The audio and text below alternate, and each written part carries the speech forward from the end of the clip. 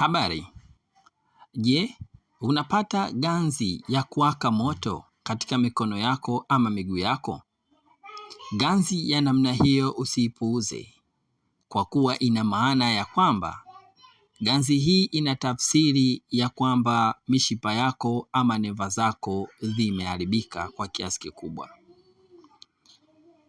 Mara nyingi inaashiria mishipa ya fahamu kuharibiwa. Mara nyingi huambatana na maumivu makali.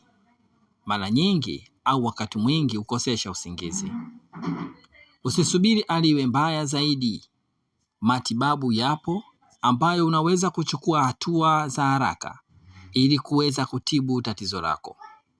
Ganzi ya namna hii ukiiacha, madhara yake huwa makubwa zaidi na huweza kusababisha kupooza, kuparalisisi ama ulemavu wa kudumu.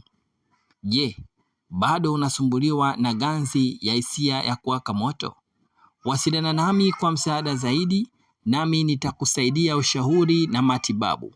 Kwa wale waliokuwa nje na ndani ya Tanzania, nitawasafirishia dawa hizo na kuweza kusaidia kuondoa tatizo lako la ganzi.